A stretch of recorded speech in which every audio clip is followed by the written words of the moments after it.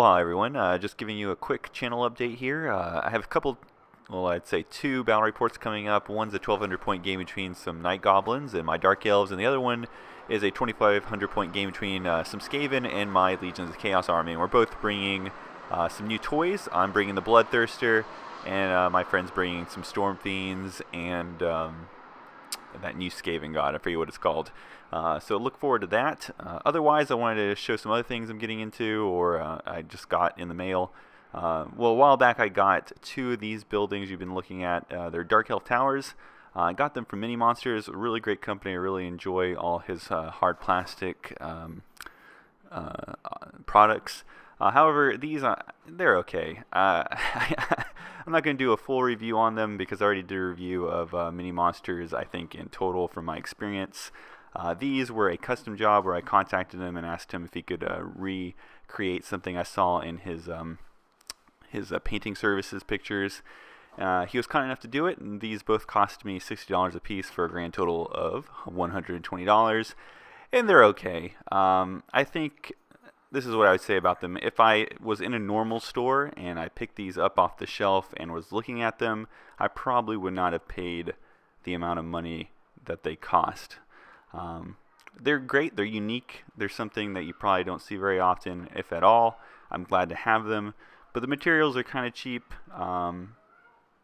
especially for $60 a piece. But you know, I understand that they're probably more expensive because they're not part of his regular product line. I was under, I should have asked beforehand that these might be made out of plastic. I can't tell what they're made out of. It seems like they're made out of cardboard and card and stuff like that. So they're okay. The size is kind of off. My models are bigger than the doorway and the little shield thing icons that they have above. So that's kind of off. So overall, my opinion of them are meh. So I'm glad I have them. I would probably never pay for something like this again. Moving on, I got this new little contraption here. I don't know if you can even tell, but it's going to help reduce the P's, T's, and S's in a lot of my speaking when I speak into the microphone, so I thought that's pretty handy. Really glad I got one of these. They're pretty cheap. Also, as you can see here from the other two pictures, I got a light box. I think it's pretty handy. Hopefully I can start taking some really nice pictures of projects I get done with. Not the greatest painter, but at least I can make it look really professional in my, I guess, presentation of them. It folds up pretty neatly, as you can see in this picture. I don't know why I'd ever want to carry it around, but it is kind of cool that it does that.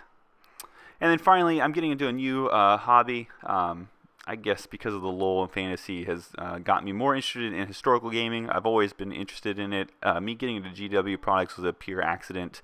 I was always looking to get into historical, and when I came across a Games Workshop store in Nashville, I thought I was getting into World War II miniatures from a distance. I was like, oh, what is that? And then I got closer, and they were Imperial Guard models. I went through the demo. I fell in love with it, and I started playing 40K, which branched me off eventually into fantasy. And now I'm going to definitely stay with fantasy for a long time, despite the rule changes. Probably it'd have to be pretty dramatic. But you know, I thought I would start branching up into historical, and I know that Flames of War is probably not the greatest historical game, but you know, it's the step in the right direction. It's a good stepping stone into other things. So that's what I'm going to start with. Here you can see I have some Russian tanks.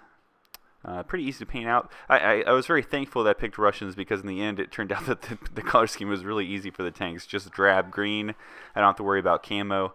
And then here's a large amount of infantry I painted up. So this is only half of the legal army I'm allowed to bring. I picked an infantry heavy force, so just something to look forward to. I'm not going to put out some battle reports anytime soon. I'm going to focus really on just learning the game. And as soon as I kind of had that down, then I will go ahead and start making some battle reports for Flames of War. I don't know how many people out there are interested in Flames of War, but I will have the occasional battle report for it.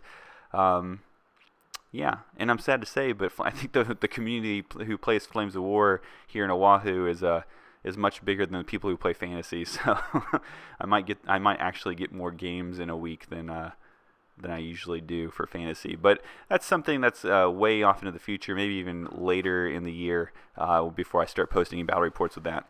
So that was just a quick update. Again, the next battle report you should see will be a 1200 point game between Dark Elves and the Night Goblins. See you guys later. Bye.